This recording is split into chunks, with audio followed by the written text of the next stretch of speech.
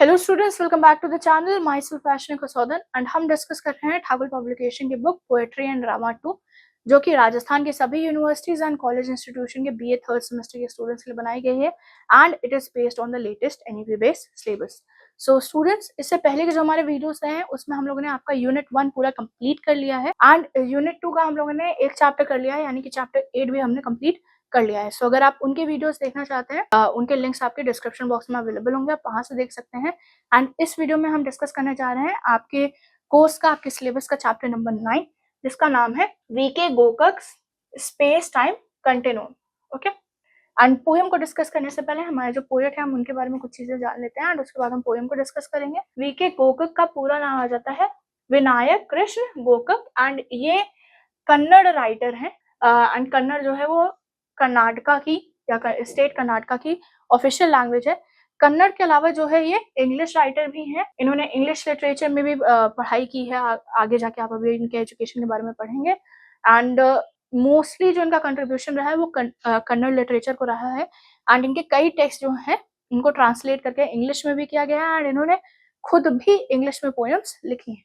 कुछ और फैक्ट्स की अगर हम बात करते हैं तो ये टॉप 5 राइटर्स में से आ जाते हैं जिन्हें ज्ञानपीठ अवार्ड मिला है, ठीक है। एंड इन्हें ज्ञानपीठ अवार्ड 1990 में मिला था for his book Bharat Sindhu Rashmi. Okay, ये कन्नड़ लैंग्वेज की बुक है जो इन्होंने लिखी थी एंड इसी बुक के लिए इन्हें जो है ज्ञानपीठ अवार्ड भी मिल चुका है। अगर हम इनके अर्ली चाइल्डहुड की बात करते हैं तो he was born on 9 August 1909 and ये एक देशस्थ ब्राह्मण फैमिली से बिलोंग करते थे एंड इनके फादर का नाम था कृष्ण राव एंड इनकी मदर का नाम था सुंदरबाई। इनकी जो इनिशियल एजुकेशन रही है वो इन्होंने मस्जिद हाई स्कूल से की है एंड इसके बाद जो है ये अपनी हायर स्टडीज यानी कि अपने बैचलर्स के लिए इन्होंने कर्नाटका यूनिवर्सिटी को ज्वाइन कर लिया था एंड उसके बाद इन्होंने अपनी आगे की पढ़ाई यानी कि ऑनर्स फर्स्ट क्लास डिग्री जो है इन्होंने ऑक्सफोर्ड यूनिवर्सिटी से ली थी एंड ऑक्सफोर्ड यूनिवर्सिटी से वापस आने के बाद इन्हें सबसे पहला जो जॉब इन्हें मिल गया था वो मिल गया था विलिंगडन कॉलेज में एंड वहाँ पे जो है ये काफी टाइम तक विलिंगडन कॉलेज में प्रिंसिपल बन के रहे हैं, प्रिंसिपल की पोजीशन इन्होंने होल्ड की है। उसके बाद 1950 से 1952 के बीच में ये राजा राम कॉलेज के प्रिंसिपल बन गए थे एंड इसी के चलते ये महाराष्ट्र में भी काफी टाइम तक रहे। वैसे एज अ पर्सन जो है ये श्री सत्य साईं बाबा के भक्त रहे हैं एंड उसका भी इन्फ्लुएंस इनकी लिटरेरी वर्क्स में भी आपको देखने मिलेगा, इनकी लाइफ में भी देखने को मिलेगा एंड इसी वजह से जो है इन्हें आगे चल के deputy chancellor of Shri Sai institute of higher learning की पोजीशन भी इन्होंने होल्ड की थी। ओके, एंड ये पोजीशन इन्होंने 1981 से 1985 तक होल्ड की थी। इनके लिटरेरी करियर्स की बात करें तो जैसा मैंने कहा कि इनको जो है काफी ज्यादा नॉलेज थी इंग्लिश में भी और कन्नड़ लैंग्वेज की भी, तो दोनों का ही इन्फ्लुएंस इनकी राइटिंग्स में आपको देखने को मिलेगा। अगर हम इनके थीम्स की बात करें कि कौन से थीम्स को इन्होंने सबसे ज्यादा टारगेट किया है तो आ जाता है इनका रिलीजन, ठीक है। रिलीजन इनका सबसे बड़ा थीम रहा है। इसके अलावा पॉलिटिक्स पे भी उन्होंने कुछ पोएम्स लिखी हैं, इमोशनल पोएम्स भी उन्होंने लिखी हैं, बट सबसे ज्यादा आप कह सकते हो जो इन्फ्लुएंस या मेंटरशिप इनकी रही है कि ये किसके मेंटी रहे हैं तो वो डॉक्टर D.R. बेंद्रे के मेंटी रहे हैं। D.R. बेंद्रे जो है वो खुद में एक बहुत ही फेमस कन्नड़ पोएट है, ठीक है। एंड इन्हीं के इन्फ्लुएंस की वजह से या इन्हीं के अंडर है कि गोकक का जो लिटरेरी इन्वॉल्वमेंट होना है या डेवलपमेंट होना है वो इन्हीं के अंडर हुआ है। ओके, तो सबसे ज्यादा जो इनकी फेमस बुक है वो तो मैंने आपको पहले भी बता दी कि भरत सिंधु रश्मि जो है वो इनकी एपिक है जिसके लिए इन्हें अवार्ड मिला था। ये पोएम जो है इन्होंने 35,000 लाइन्स की लिखी है एंड इसे जो है अब तक की आप कह सकते हो वैदिक टाइम से लेके अभी तक की एक एपिक में इंक्लूड किया जाता है क्योंकि ये काफी लंबी पोएम है। इसके अलावा जो है इनकी एक नॉवेल है जिसका नाम है समरशेव जीवन। इसके लिए भी इन्हें बहुत ज्यादा सिग्निफिकेंट अटेंशन मिली है एंड इसका इंग्लिश ट्रांसलेशन जो है वो इनकी बेटी यशोधरा भट्ट ने किया है, जिसका इन्होंने टाइटल रखा, इनकी बेटी ने टाइटल रखा द एग्नी एंड द एक्सटेसी। इसके अलावा इनके अगर पोएटिक वर्क्स की बात करें तो उसमें आ जाता है समुद्र गीतेलु, उन आभा भ्याव पृथ्वी एंड अभ्युदय। एंड मैंने आपको पहले भी बताया कि इनका साईं बाबा का इन्फ्लुएंस रहा है। सो इन्होंने साईं बाबा की टीचिंग्स जो थी वो कर्नल लैंग्वेज में इन्होंने कई सारी टीचिंग्स जो है वो इन्होंने ट्रांसलेट भी की हैं। एंड इसी के साथ इन्होंने एक बुक भी लिखी थी जिसमें इन्होंने गुरु जी के जो मिरेकल्स हैं या जो गुरु जी का सोसाइटी पे इम्पैक्ट रहा है उसको भी उन्होंने लिखा है। एंड बुक का नाम था द इनवर्ट ऑफ सत्य। इसके अलावा उन्होंने जो है पोएटिक कलेक्शन भी लिखी जिसका नाम था the golden treasury of Indian Anglian poetry. So Anglian poetry, इससे आपको समझ में आ गया कि ये जो एंग्लियन पोएट्री थी या विक्टोरियन का टाइम पीरियड जो था उस टाइम के लिटरेचर को भी ये बहुत ज्यादा फॉलो करते थे। एंड इस कलेक्शन में जो है इन्होंने कई सारे जो फेमस राइटर्स थे जैसे श्री अरविंदो, तोरू दत्त, कमला दास, नजीम इज़ाकिल, सरोजिनी नायडू, इन सब की पोएम्स को उन्होंने एक कलेक्शन बना के पब्लिश कराया था। पोएट्री के अलावा इन्होंने 2 ट्रेवलॉजीज भी लिखी है। ट्रेवलॉजीज कौन सी बुक हो जाती है? ट्रेवलॉजीज वो बुक्स हो जाती है जिसमें आप एक जगह से दूसरी जगह, जो ऑथर है वो एक जगह से दूसरी जगह जा रहा है and through out the journey उसने क्या क्या एक्सपीरियंस किया उसके बारे में ये अपनी पोएम में लिखते हैं, अपने बुक में लिखते हैं, उसको कहा जाता है ट्रेवलॉजी। ठीक है, तो उन्होंने 2 ट्रेवलॉजीज भी लिखी हैं। इसके अलावा इन्होंने खुद की कम्युनिटी भी बनाई थी जिसमें लोग संस्कृत को फोकस करके चीजों को करते थे। एंड इनका मानना था कि कन्नड़ को जो है वो ऑफिशियल लैंग्वेज बना देनी चाहिए। कन्नड़ का इन्फ्लुएंस जो है वो कर्नाटका में काफी ज्यादा रहना चाहिए। जब कर्नाटका में नवोदय मूवमेंट चल रहा था उस टाइम पे जो है इनका करियर इनके पीक पे था। एंड उसी टाइम पे इन्होंने जो अपने प्रिंसिपल्स थे, जो इनकी मतलब इनके मेंटोर्स की टीचिंग्स थी एंड इनकी जो व्यू पॉइंट्स थे उसको लेके बहुत ज्यादा फिक्स रहे हैं। एंड इसी की वजह से कन्नड़ लैंग्वेज को जो है इतनी ज्यादा रिस्पेक्ट या इतना ज्यादा रिकॉग्निशन मिल पाया। इनको अपनी लाइफ टाइम में कई सारे अवार्ड्स भी मिले हैं, कई सारे रिकॉग्निशन भी मिले हैं, जिसमें सबसे पहला आ जाता है कि इन्हें जो है कन्नड़ साहित्य सम्मेलन इन 1958 में इन्हें 48th प्रेसिडेंट बना दिया गया था। इसके अलावा इन्हें ज्ञानपीठ अवार्ड मिल चुका है, ये मैं आपको पहले बता दिया, बुक का नाम भी मैंने बता दिया था।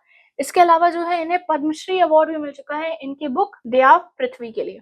इसके अलावा इन्हें 2 यूनिवर्सिटी से डॉक्टरेट भी मिल चुका है। पहले तो इन्हें the Pacifica university in USA से इन्हें डॉक्टरेट मिल चुका है। इसके अलावा इन्हें कन्नड़ यूनिवर्सिटी से ऑनरी डॉक्टरेट मिल चुका है। ठीक है, so through out his life इन्होंने कई सारी चीजें अचीव की हैं। एंड ऑन अप्रैल 28, 19 ओवरऑल इन्हें कई सारी चीजें अचीव कर चुके हैं अपनी लाइफ में। कई सारे मतलब जो इनकी जर्नी रही, इनके लाइफ की जर्नी रही, उसमें इन्होंने कई सारी चीजें अचीव की हैं। And eventually on April 28, 1992 in Bengaluru he passed away at the age of 82। And इनके ऑनर में जो है हर साल 9 अगस्त को जो है एक इवेंट ऑर्गेनाइज किया जाता है जिसमें जितने भी पोएट्स होते हैं उस टाइम के, जितने भी राइटर्स होते हैं वो सब इकट्ठा होते हैं एंड एक इवेंट चलता है। एंड ये इवेंट जो है वो कर्नाटका स्टेट ऑर्गेनाइज करता है। ओके, सो ये थे हमारे ऑथर विनायक कृष्ण गोकुल। अब हम चलते हैं इनकी पोयम पे। पोयम को डिस्कस करने से पहले पोयम की कुछ चीजें आप ध्यान दीजिए। स्पेस टाइम कंटिन्यूम, अब जब आप इसे पढ़ोगे तो भैया आपके दिमाग में एक पॉइंट पे आएगा कि क्या कोई साइफाई स्टोरी होने वाली है या साइंस फिक्शन होने वाला है इसमें कुछ, या पक्का कुछ ऐसा होगा जो हमारे सिर के ऊपर से निकल जाएगा, साइंस से रिलेटेड होगा। ये पोयम साइंस से रिलेटेड बिल्कुल भी नहीं है। ठीक है, बिल्कुल भी नहीं है। ये किससे रिलेटेड है? ये हिंदू मिथोलॉजी से रिलेटेड है। एंड इन्हें ये पोयम उन लोगों को बहुत अच्छी लगने वाली है जो शिव जी के भक्त हैं। ठीक है, जिन्हें शिव जी और पार्वती माता की जोड़ी जो है वो बहुत अच्छी लगती है, उन्हें ये पोयम बहुत अच्छी लगने वाली है क्योंकि शिव जी और पार्वती माता पे ही बेस करके ये पोयम उन्होंने लिखी है। हिंदू मिथोलॉजी पे पोयम बेस है। पोयम को कोई स्ट्रक्चर नहीं है, कोई रिदम नहीं है, एक कंटिन्यूअस रिदम वो फॉलो कर रहे हैं, बट कोई राइमिंग स्कीम नहीं है, कोई स्ट्रक्चर एज सच है नहीं। बस आप देख सकते हो कि स्टैंजास में डिवाइडेड है, इवन स्टैंजास की जो लेंथ है वो भी फिक्स नहीं है। ठीक, तो आप कह सकते हो ये एक फ्री वर्स पोयम है एंड बस कंटिन्यूअस बेसिस पे लिखी गई है। एंड एक चीज याद रखिए कि ये पोयम हिंदू मिथोलॉजी में एक स्टोरी है जिसमें शिवजी जो है वो शिवजी एंड पार्वती माता, एक स्टेज आता है जहाँ पे शिवजी डांस कर रहे होते हैं, वो अपना जो उनका तांडव है वो कर रहे होते हैं एंड पार्वती माता उन्हें देख रही होती हैं, उनसे पूरी तरीके से मेस्मराइज्ड रहती हैं। एंड इवेंचुअली वो इतना ज़्यादा सोच रही होती हैं या इस तरीके से दोनों के बीच में कनेक्शन फिट होता है कि वो दोनों की जो एनर्जीज़ हैं, जो डिवाइन एनर्जीज़ हैं, वो कंबाइन होती हैं एंड हमारे जो गॉड हैं, गॉड अर्धनारीश्वर, उनका आप कह सकते हैं एक पिक्चराइज़ेशन होता है, ठीक है? एक पॉइंट आता है डांस करते हुए एंड जब डांस एंड होता है तो पार्वती माता एंड शिव जी जो है खुद में कंबाइन, दोनों लोग एक दूसरे के साथ कंबाइन होके अर्धनारीश्वर रूप लेते हैं, ठीक है? सो उसी पूरी स्टोरी को जो है इस पोएम में उन्होंने डिस्क्राइब करने की कोशिश की है। जिन्होंने वो स्टोरी पढ़ी है वेल एंड गुड, आपको ये पोएम बहुत पसंद आएगी। जिन्होंने नहीं पढ़ी है, फॉर रेफरेंस आप उस स्टोरी को पढ़ सकते हैं, बहुत अच्छी स्टोरी है, आपको बहुत अच्छी लगेगी। एंड इसी के साथ हम चलते हैं हमारी पोएम के एक्सप्लेनेशन पे। सो फर्स्ट स्टैंजा देखते हैं। तो फर्स्ट स्टैंजा है, when Shiva danced his sun moon dance, Parvati watched entrance and grew older every second towards a doomsday that dogged her steps. So अब क्या हुआ, जब ये वो टाइम पीरियड आ जा रहा है जब शिवजी जो है वो अपना सन मून डांस कर रहे थे। Sun moon dance Shivji usually अपने जो क्लासिकल डांस फॉर्म है, स्पेशली जो तांडव है, उसके लिए वो जाने जाते हैं। सिर्फ वो तांडव नहीं करते, और भी डांस फॉर्म्स हैं तो उन्हें वो करते हैं, ठीक है? देयर इज अ रीजन उन्हें नटराज भी कहा जाता है, ठीक है? सो कई सारे क्लासिकल डांस फॉर्म्स शिवजी करते हैं एंड उन्हीं में से एक डांस फॉर्म है सन मून डांस। वो मुझे डांस फॉर्म का नाम नहीं पता, सॉरी, बट वो एक प्रॉपर डांस कर रहे थे एंड उसी टाइम पे पार्वती माता आती हैं एंड वो उनको डांस करते हुए देखती हैं, वो मेस्मराइज रहती हैं एंड सडनली उन्हें रियलाइज होता है कि इनका जो डांस है, सिंस ये एक डिवाइन एनर्जी है, एक डिवाइन पावर है शिवजी, सो इनका जो डांस है वो इटर्नल चल सकता है। पार्वती माता जो है वो मॉर्टल थी, काफी टाइम तक वो मॉर्टल रही हैं। सो उन्हें एक सर्टेन पॉइंट के बाद रियलाइज होता है कि जैसे जैसे टाइम पीरियड बीत रहा है वैसे वैसे मैं ओल्ड होते जा रही हूँ, वेरेस इनका जो डांस है, शिव जो है वो खुद में एक इटर्नल बीइंग है, वो ये डांस जो है वो इटर्निटी तक कंटिन्यू रख सकते हैं, वेरेस मी यानी कि पार्वती माता, वो जो है जैसे जैसे टाइम, जैसे जैसे सेकंड बीतता जा रहा है वैसे वैसे वो अपने डूम्स डे यानी कि अपने एंड के पार आते जा रही हैं एंड इसी वजह से उनके स्टेप्स जो है वो रुक जाते हैं, वो थम जाती है, ठीक है? सो ये स्टैंजा क्लियर है। जरा इसके लिटरेरी डिवाइसेस देख लेते हैं।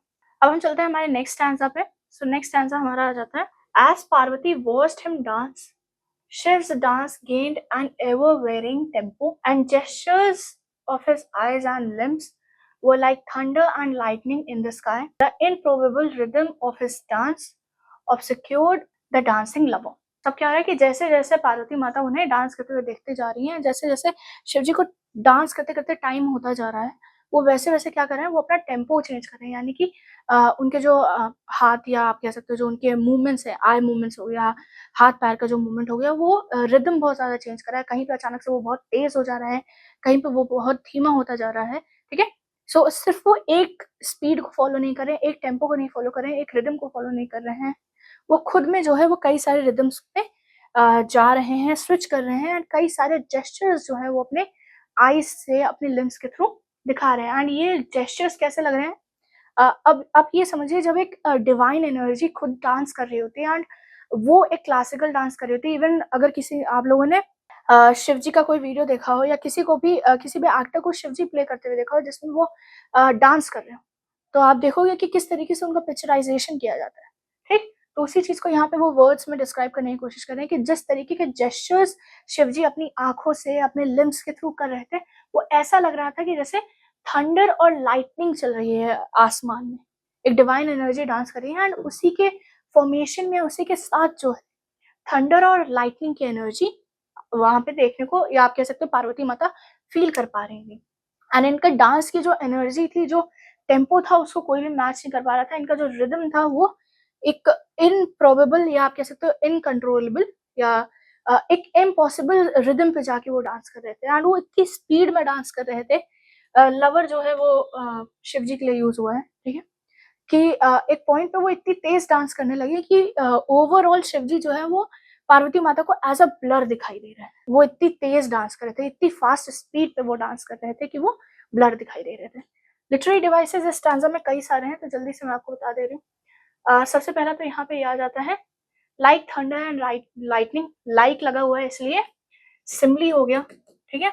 इनके जेस्चर्स को जो है इनसे कंपेयर किया जा रहा है, तो ये आप कह सकते हो सिंबलिज्म भी हो गया। ये जो आपकी लास्ट लाइन है ये आपका हाइपरबोला हो गया है कि वो इतनी तेजी से डांस कर रहे हैं कि वो पूरी तरीके से ब्लर हो गए। ठीक, तो आपको समझ में आ गया। एवर वेरिंग टेम्पो ये आपका मेटाफर है कि भैया वो इतनी तेज या वो इतनी शिफ्ट में मतलब उनके डांस की जो स्पीड है वो बार बार स्विच होती जा रही है। थर्ड स्टैंजा देखते हैं। थर्ड स्टैंजा आपका आ जाता है, it was as though ever revolving camera focused on and filmed and ever changing scene. सिर्फ इतना लेते हैं तो इतने वो कह रहे हैं कि ऐसा लग रहा है जैसे आसपास जो है वो एक एवर रिवॉल्विंग कैमरा, एक कैमरे की इमेज वो एस्टैब्लिश कर रहे हैं। जैसे टीवी शोज में आपको दिखाई नहीं जाता शिव जी डांस कर रहे होता है एंड कैमरा जो है वो हर चीज रिकॉर्ड कर रहा होता है, हर चीज पे बार बार वो फोकस और रीफोकस कर रहा होता है, रीएडजस्ट कर रहा होता है एंड हर चीज को जो है जितनी भी चेंजेस एक्सपीरियंस हो रहे हैं वो कैमरा कैप्चर कर रहा होता है। तो वैसा ही कुछ इन्होंने यहाँ पे बोला है कि ऐसा लग रहा है कि वहाँ पे एक एवर रिवॉल्विंग कैमरा है, एक कैमरा है जो हर समय घूमता रह रहा है एंड शिव जी के हर एक मूवमेंट पे वो फोकस कर रहा है, उसे रिकॉर्ड कर रहा है एंड हर एक सीन को वो रिकॉर्ड कर रहा है। जितनी भी सीन, जैसे जैसे सीन चेंज होती जा रही है वैसे वैसे वो सीन को रिकॉर्ड करता जा रहा है। It was as no creation the mirage fragments of reality we were being fashioned and refashioned every successive second। तो अब क्या है कि ऐसा लग रहा है कि क्रिएशन जो है वो आप जो है रियलिटी जो है वो खुद में एक मिराज है। मिराज मतलब मिथ्या है या आप कह सकते हो माया है। तो रियलिटी जो है वो रियलिटी के जो फ्रेगमेंट्स है वो माया की तरह लग रहे हैं एंड अब क्या हो रहा है कि जैसे माया जो है वो क्या करती है वो हर चीज को बनाती रहती हैं। अगर आप हिंदुइज्म के बारे में जानते हैं एंड गॉडेस माया के बारे में जानते हैं तो उनका कॉन्सेप्ट यही है कि वो जो है वो चीजों को बनाती बिगाड़ती रहती हैं। वो ह्यूमंस को जो है वो अर्थली या मटेरियलिस्टिक चीजों में फंसा के रहे। तो वही चीज यहाँ पे आ रहा है कि ऐसा हो रहा है कि ये जो क्रिएशन है या ये जो रियलिटी का मिराज है वो क्या हो रहा है, वो बार बार बन रहा है, दोबारा बन रहा है हर एक सेकंड के साथ। जैसे जैसे शिव जी डांस करते जा रहे हैं, टाइम बीतता जा रहा है, उनके आसपास का जो यूनिवर्स है वो बार बार रीबिल्ड होता जा रहा है। सो यहाँ पे एक आप कॉन्सेप्ट समझिए कि एक तरफ से शिव जी जो है वो परमानेंस को रिप्रेजेंट कर रहे हैं, वेरएस सिर्फ शिव जी परमानेंट है, बाकी जो उनके आसपास की जो रियलिटी है वो इनपरमानेंट है। ठीक है, इवन पार्वती माता इज इनपरमानेंट इन दिस सिचुएशन। ठीक है, सो इनपरमानेंस परमानेंस एंड इनपरमानेंस को इस स्टैंजा में बहुत अच्छे से दिखाया गया है। ओके, लास्ट की लाइंस को देखते हैं। The illusion of stability the ever revolving earth creates was shattered and dissolved in an unending flux. So अब क्या बोल रहे हैं कि ये जो इल्यूजन है स्टेबिलिटी का, कि हर चीज परमानेंट है, चीजें रहने वाली हैं। हमारे दिमाग में होता नहीं कि अरे ये पास तो है मेरे पास चीज। ये जो स्टेबिलिटी का इल्यूजन है ना, ये जो अर्थ हमेशा कंटिन्यूसली मूव कर रही है एंड यहाँ पे हमें इल्यूजन है कि ये ऐसे ही रहेगी, वो शिव जी के डांस के साथ ही उनकी जैसे जैसे एहसास हो रहा है कि शिव जी परमानेंट है, शिव जी इज द परमानेंस, वैसे वैसे ये जो रियलिटी है वो फ्रेगमेंट्स में डिसॉल्व हो रही है, वो बन रही है, बिगड़ रही है एंड ये जो एवर रिवॉल्विंग अर्थ है ये भी क्या हो रही है, ये शैटर होती जा रही है। ये जो स्टेबिलिटी का हमारा इल्यूजन है या पार्वती माता के अंदर जो स्टेबिलिटी का इल्यूजन एक हर इंसान के अंदर होता है कि अरे चीजें रहने वाली हैं, उसे एक इंसान को बहुत हद तक ये एहसास नहीं होता कि वो कितना ज्यादा इनसिग्निफिकेंट है इस पूरे वर्ल्ड में, कितनी सारी चीजें जो हैं उसकी लाइफ की वो अनइम्पोर्टेंट है एंड वो आप कह सकते हो कितना इनपरमानेंट है वो। सो जैसे जैसे पार्वती माता को ये रियलाइजेशन होता जा रहा है कि जो ओवरऑल रियलिटी है, जो ओवरऑल अर्थ है वो क्या हो रहा है, वो स्टेबिलिटी है ही नहीं, ये बस एक इल्यूशन है एंड शिव जी के डांस की वजह से उनके मन से जो है ये इल्यूजन धीरे धीरे गायब होता जा रहा है, शैटर होता जा रहा है। वो समझ रही है कि चीजें कितनी ज्यादा इनपरमानेंट है। ठीक है, and there is only one thing that is permanent, that is Shiva ji himself. Okay, तो इस स्टैंजा में उन्होंने यही चीज बोली है। आगे चलते हैं नेक्स्ट स्टैंजा पे। सो नेक्स्ट स्टैंजा है हमारा, but when Shivji saw with his forehead I he beheld Parvati as his own well-beloved, the lovely and the eternal bride. When Parvati watched the dance with the eye of her soul, she saw the dancer rather than the dance. So अभी तक क्या हो रहा था कि अभी तक पार्वती माता उनके डांस को देख रही थी, उनके डांस को समझने की कोशिश कर रही थी, उनके डांस का इम्पैक्ट देख रही थी, फील कर रही थी। बट आगे क्या हुआ, आगे शिव जी ने जो उनकी मेडिटेटिव आईज है, ऐसा नहीं हुआ कि उन्होंने अपनी यहाँ पे अगर लाइन आ रही है Shivji saw with his forehead eye, तो इसका मतलब ये नहीं कि उन्होंने अपनी तीसरी आंख खोल के उन्होंने देखा, ठीक है, शिवजी अपनी तीसरी आंख नहीं खोलते, बट उनके अंदर एक स्पिरिचुअल एनर्जी है जिसकी वजह से वो अपनी इंटरनल आईज के थ्रू या अपनी जो फोरहेड आई है उसको बिना ओपन किए भी वो चीजों को एनालाइज कर सकते हैं। ये उनकी स्पिरिचुअल आई है, ये वो तब खोलते हैं जब उनके पास कोई और ऑप्शन नहीं रहता। एंड थ्रू हिज आईज, भले ही ये आईज उनकी जो फोरहेड आईज हैं वो शट रहती हैं, but he is looking at everything. He has the power of omnipotency and omniscience. वो सर्वज्ञानी है, सर्वज्ञाता है, ठीक है, उन्हें हर चीज की नॉलेज है, हर समय में या हर चीज वो देखते रहते हैं। And through his closed forehead eye, ठीक, क्लोज में एम्फसाइज कर रहे हैं, उन्होंने अपनी आंखें जो है वो खोली नहीं है।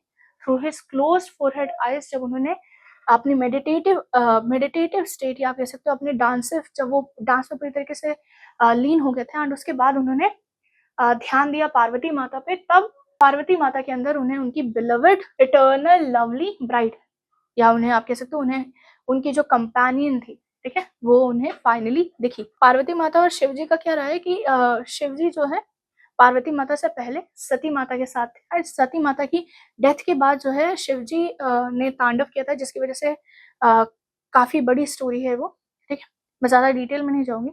बट पार्वती माता सॉरी सती माता की डेथ के बाद जो है उन्होंने डिसाइड किया था कि वो किसी के साथ अटैच नहीं होंगे, वो शादी नहीं करेंगे, ठीक है। बट एक डीमन था जिसको आप कह सकते हो कि बून मिला हुआ था कि उसकी डेथ जो है वो शिवजी के बेटे के हाथों ही हो सकती है। और शिवजी ने कह दिया था कि मैं शादी नहीं करूंगा, मैं किसी के साथ रिश्ते में नहीं रहूंगा, मैं वैराग्य जीवन में रहूंगा, ठीक है। सो शिवजी और पार्वती माता को साथ होने में काफी टाइम लगा है, बहुत टाइम लग गया था जब शिवजी ने उन्हें पार्वती माता की एनर्जी को समझा है एंड उन्होंने माना है कि हाँ ये मेरी बेटर हाफ है, ये मेरी आदि शक्ति है। तो जब उन्हें रियलाइज हुआ दैट, जब उन्होंने अपनी मेडिटेटिव आईज के साथ उन्होंने पार्वती माता को देखा, तब उन्हें उनकी उनकी beloved wife, beloved bride, eternal companion उन्हें पार्वती माता में दिखा।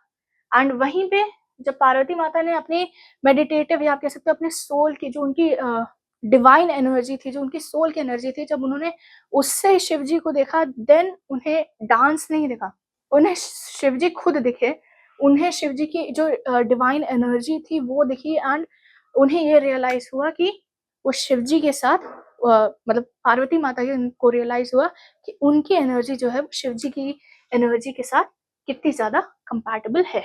सो ये है आपका फोर्थ स्टैंजा। एंड अब हम आ जाते हैं हमारे पोएम के लास्ट स्टैंजा पे। सो लास्ट स्टैंजा है, it was Shiva her primordial lover whom she had met before the dawning of days. At such moments their love was intense and they became one. The androgenic god, the Ardhanareshwara, infinity. Okay, तो जब उन्होंने अपनी soul की आंखों से, जब पार्वती माता ने अपनी सोल के आई से या अपने स्पिरिचुअल एनर्जी से उन्होंने शिवजी को देखा, तब उन्हें डांसर दिखा। एंड डांसर भी कैसा दिखा, शी रियलाइज्ड शिवजी जो है वो उनके primordial लवर है, primordial something that is very divine and that is very that exists from the start of the universe. Universe के स्टार्ट होने से पहले भी अगर कोई चीज एग्जिस्ट करती है तो उसे हम प्रिमोडियल बोलते हैं, या बिफोर द होगा यहाँ पे, बिफोर द स्टार्ट ऑफ होगा यहाँ, बिफोर द स्टार्ट ऑफ। तब उन्हें रियलाइज हुआ कि ये इनके मतलब दुनिया के, या आप कह सकते हो इस पूरे विश्व के, यूनिवर्स के स्टार्ट होने से पहले वाले लवर हैं। तब उन्हें एहसास हुआ कि ये पार्वती माता खुद में शक्ति हैं एंड शिवजी इज द आदि। ओके, एंड उन्हें रियलाइज हुआ कि ये शिवजी से जब दिन की भी शुरुआत नहीं हुई थी उस समय वो उनसे मिली है, dawn of the days, dawning of the days, मतलब दिन की शुरुआत होने से पहले वो उनसे मिली, ठीक। एंड उस टाइम पे या उस पर्टिकुलर टाइम पे जब दोनों को रियलाइज हो गया, शिवजी को रियलाइज हो गया पार्वती माता कौन है एंड पार्वती माता को रियलाइज हो गया शिवजी कौन है, ठीक है, तब दोनों का जो प्यार था वो बहुत ज्यादा इंटेंस था। वो एक दूसरे से इतना ज्यादा प्यार करने लगे, इतनी इंटेंसिटी के साथ प्यार करने लगे कि दोनों की जो डिवाइन एनर्जीज थी वो आपस में कंबाइन हो गई। एंड इसी से फॉर्मेशन हुआ एंड्रोजेनिक गॉड हमारे आदिनारेश्वर का, ठीक है, अर्धनारेश्वर का, सॉरी अर्धनारीश्वर गॉड का हमारा प्रेजेंट हुए सबके सामने। एंड ये कैसे थे, ये इटर्नल थे खुद में, एंड खुद में इंफिनिटी थे। एंड इसी अवतार के साथ या इसी गॉड के साथ, इसी एनर्जी के साथ उन्होंने बैलेंस दिखाया, किसमें, फेमिनिन एनर्जी और masculine energy, feminine energy and masculine energy. इसी से इन्होंने हिंदुइज्म में ये बताया कि जो मेन है वो वुमेन्स के साथ बिना अधूरे हैं, एंड वुमेन्स जो है वो मेन के बिना अधूरी हैं। दोनों एक दूसरे में इक्वल हैं, एंड दोनों एक दूसरे के साथ बैलेंस क्रिएट करते हैं। दोनों जब साथ होंगे तभी बैलेंस क्रिएट होगा। And to some extent balance जो है वो हमेशा डुअलिटी में रहेगा। ठीक, डुअलिटी मतलब दो अपोजिट चीजों में रहेगा।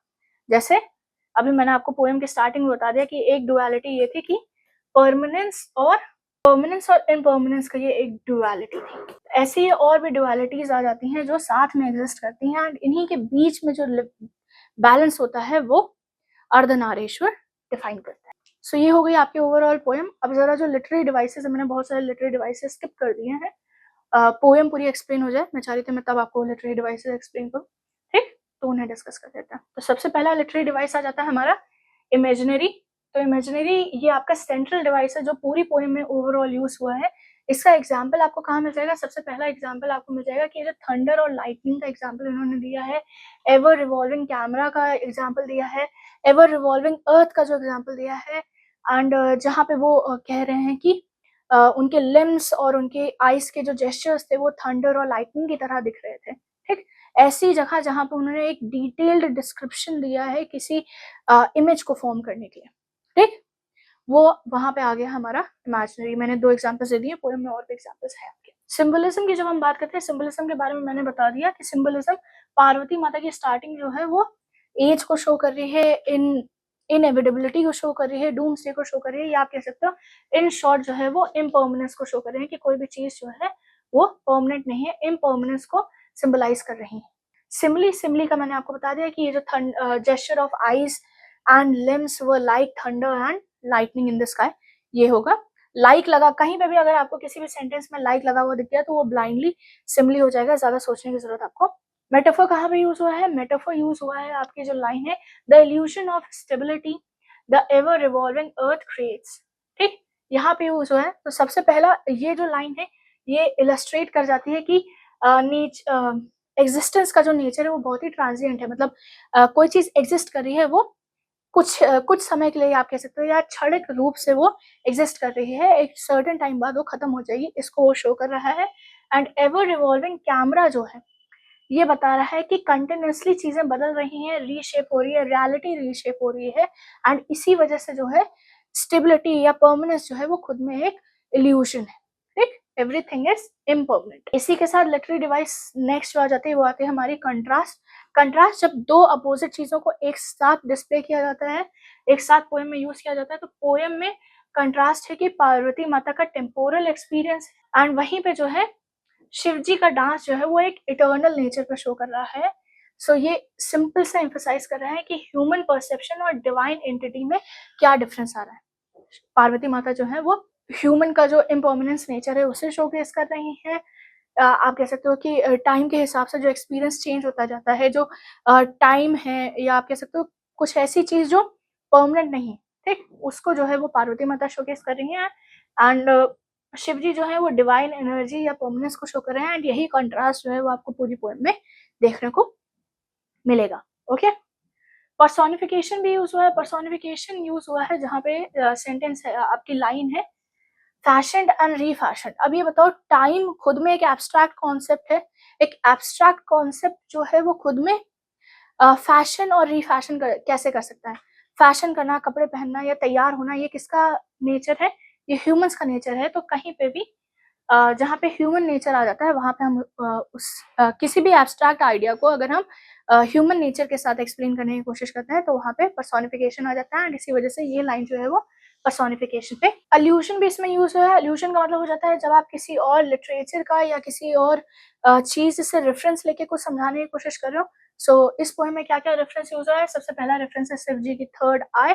इसके अलावा अर्धनारीश्वर जो है वो भी हिंदू मिथोलॉजी का रेफरेंस यूज किया गया है।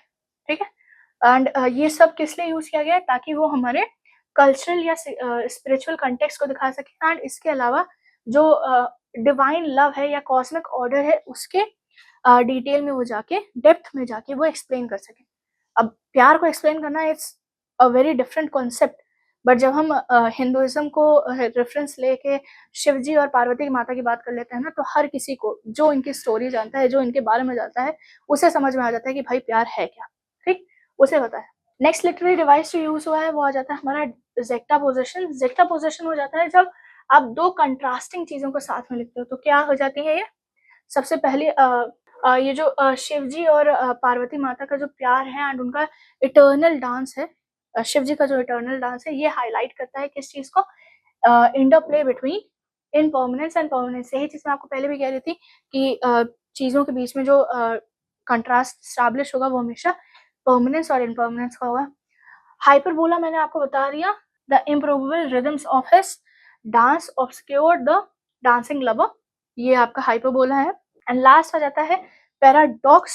सो पैराडॉक्स जब आप ऐसी चीज को कह रहे हो कि दोनों चीजें साथ में एग्जिस्ट नहीं कर सकती, दोनों में से कोई एक चीज हो सकती है, ठीक। पैराडॉक्स का मीनिंग कुछ हद तक यही होता है। अब पैराडॉक्सिकल आइडिया क्या था कि साथ ही में क्या हो रहा है, क्रिएशन भी हो रहा है और डिस्ट्रक्शन भी हो रहा है, ठीक है। शिवजी के डांस के साथ क्या हो रहा है, शिवजी के डांस के साथ क्या हो रहा था, जो यूनिवर्स था वो फैशन भी हो रहा था और वो रीफैशन भी हो रहा था, मतलब क्रिएट भी हो रहा था और डिस्ट्रॉय भी हो रहा था, ठीक है। एंड इसके अलावा ये जो एंड में शिवजी और पार्वती माता मर्ज हो जाती हैं एंड अर्धनारेश्वर जी का फॉर्मेशन होता है, ये भी आपका एक पैराडॉक्स बन गया है, ठीक। तो ये थे आपके लिटरेरी डिवाइसेस एंड इसी के साथ हमारी ये वीडियो जो है वो एंड करूंगी मैं। एंड अगर आपको ये वीडियो अच्छी लगी तो वीडियो को लाइक कर दीजिएगा। कोई डाउट, कोई क्वेश्चन, कोई सजेशन आता है तो आप कमेंट बॉक्स में कमेंट कर सकते हैं। चैनल को सब्सक्राइब कर लीजिएगा क्योंकि ऐसा कंटेंट आपको और आगे मिलता रहेगा। एंड ये बुक जो मैं डिस्कस कर रही हूँ, अगर आप ये बुक परचेज करना चाहते हैं तो इस बुक को आप हमारी ऑफिशियल वेबसाइट से, अमेजोन से, फ्लिपकार्ट से परचेज कर सकते हैं। इन सब के लिंक्स जो है वो आपके डिस्क्रिप्शन बॉक्स में अवेलेबल होंगे। इसके अलावा अगर आप इसका ई बुक वर्जन या पीडीएफ वर्जन चाह रहे हैं तो आप गूगल प्ले बुक से परचेज कर सकते हैं, डाउनलोड कर सकते हैं, उसकी भी लिंक डिस्क्रिप्शन बॉक्स में अवेलेबल होगी। And thank you so much for watching the video. I will see you on the next one.